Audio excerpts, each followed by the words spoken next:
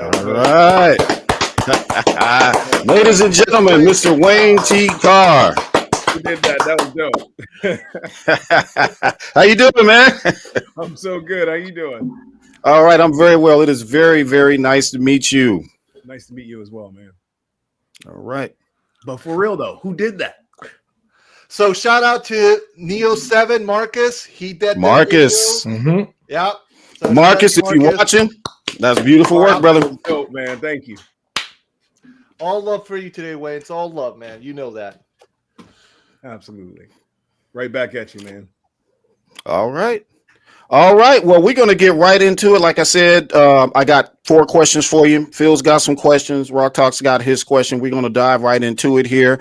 My first question here is, man, so you have a very robust career when it comes to both acting and theater. And I noticed that you got your performing arts degree from Penn State, and then you also got Then you also got your bachelor's in science from Frostburg, right? Yeah, Frostburg. Yeah. So I definitely wanted to talk to you about that. What made you choose the career path? I mean, did you always want to do performing arts? Did you always want to go the theater route, or was it just something that just came on a whim? No, man. The quick story on that is I was basically a football major. I played football at Frostburg. I was a biology major, and that's what I wanted to do. I was like, if football didn't work, I'm a short dude, but I was fast. So football was a long shot. But I was like, I love biology. So I took my first biology class, and I was nervous whenever we had to do any kind of like talk in front of people. The class was 400 people or whatever, and I would get nervous, and I was like, I can't be a doctor if I'm nervous in front of people, you know what I mean? Like, so I took an acting class, and that was kind of like the first acting thing that I had in college. And then I met a young lady who was like, hey, I'm auditioning for a musical, you should audition. And I was like, nah, I'm not gonna audition, but I ended up doing it. She was pretty, and I went into the audition and I sang "Happy Birthday" of all songs. Right, I sang "Happy Birthday," and they cast me because it was a novelty. I was a football player auditioning for this musical, and that was the beginning of it. That's kind of how it started. All right. Well, thank you so much. That was actually going to dovetail into my next question. Actually, I was going to say, with the theater role and the performing roles, what was you said you started in high school, was it, or college? High school was my first show. I started there we go. Okay. Like acting classes. In high school, at Rockville High School, shout out to Rockville High School in Rockville, Maryland.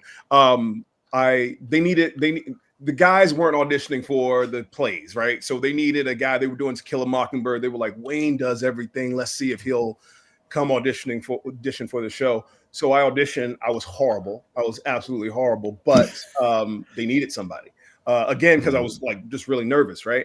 And they needed someone. And after the production was done, the director was like, if you want to do this as a career, I think you have a shot. And so that was the first bug, right? But I didn't take it seriously at the time. I got to college, and that's kind of how it started. All right. That's awesome, man. Now, obviously from theater, you went TV and film. You had a small role in, I believe it was SWAT. You played Officer Tessner, I think it was. Something like that, yeah. Yeah, Officer Tessner, and then you did. You had 7. You did 7 episodes of Chicago Med.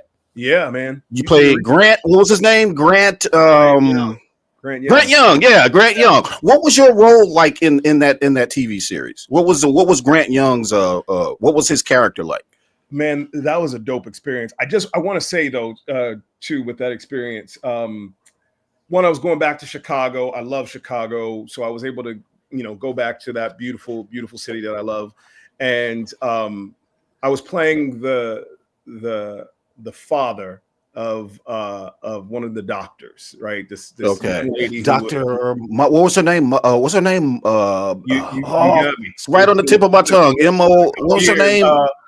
I forget the name, but But yeah, so me and her mother, who also is a lead in the show, had a fling in high school, and we had a kid, and then of course we separated and everything, and then she wanted to see who her mom was, who her dad was, and so that's where I came in, and it was a great experience. But it's crazy how deep the DC fandom goes, because my first day on set, I had one of the not showrunners, but and she wasn't a producer, but anyway, this young lady came up to me. She was showing me where the costume shop was, and she was like, "Brother is a big fan, and I know you were supposed to be Green Lantern. He was so excited for me to meet you," whatever. And I was like, everywhere I go, it's been like this crazy thing. Even though I wasn't, I didn't get my shot to be in the movie, but it's amazing how deep the DC fandom goes. It's telling of Zack's fan base and how supportive they are. This DC fans, we're very, it's our, like I told you, this is our religion. Bro. This is our religion. Yeah. Don't fuck with the religion. Yeah, I remember, and I remember being at Zack's house, and he was telling me that, just how deep, things go, and like I want to send a shout out to a couple of people, just because please, of course, this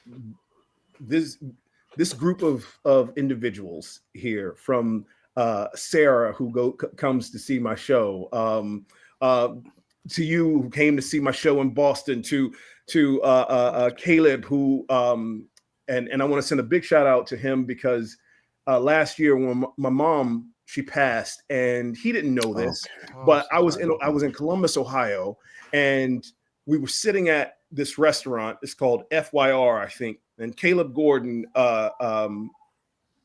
just came up to me and said my full name, said Wayne T. Carr. And I was like, "I don't know you, bro. Who are you?" And he said, "I'm a big Zack Snyder fan. You were supposed to be the Green Lantern." And I was like, "Oh my gosh, wow." And this dude treated me and my family to a dinner, like he was one of the the chefs there or whatever. Yeah, me and my family to the best dinner, and was just, he had no idea what I was going through. He had no idea my heart was broken, but he did that just because of his love for Zack Snyder and the DC fandom, et cetera, and the characters in this IP. So people like Sarah, people like Caleb, Phil, Adrian, it's a lot of people who have been very, very nice to me, even though I didn't have my opportunity to be in the film. So I appreciate everyone who has been awesome. Absolutely, man. We this is why we are here. We are going to get more into that, by the way. I got one final question for you, and I'm going to pass it to Phil. Macbeth. Yeah. The Tragedy of Macbeth. Yeah. This was a Denzel Washington vehicle. He starred as the lead role, Macbeth. You had some heavy hitters that you were in, man. That's in that. You got Frances McDermott. She's awesome. If you haven't seen the latest season of Fargo, she's in that, I believe. You worked with Corey Hawkins, who played Dr. Dre. From Straight Outta Compton. Oh my God, Brian Thompson, old school 80s cat. He was in the Terminator. His first role, if nobody knows who Brian Thompson is, he was one of the thugs. Wow. When the Terminator, when Schwarzenegger first arrived, and he was one of the thugs that was in there. It said, "Wash day tomorrow, nothing clean," right? That was him. Wow. That's Brian Thompson. He goes way back there. What was that experience like? That's my final question. What was that experience like, being around that much talent? Man, so here's the thing. Like, I think any of those individuals that you named will be, well, I don't know if they would be honest. I'm going to be honest with you. We all know there's a lot of talent out there, right? And some people get their shots, some people don't get their shots, right? So, but it's dope when you come across people like Denzel and Corey and Francis, who very humbly say, "Hey, can you help us during this process?"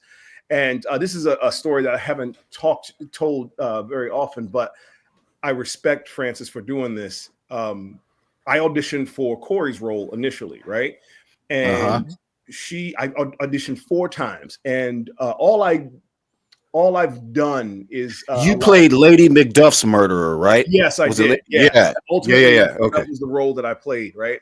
And but I auditioned for several other roles, and Frances was really, really not kind. She was really real with me, and she was like, "Hey, Joel, everybody wants to work with Joel, and people who have, you know, resumes that are incredibly long want to work with him and will do it for nothing."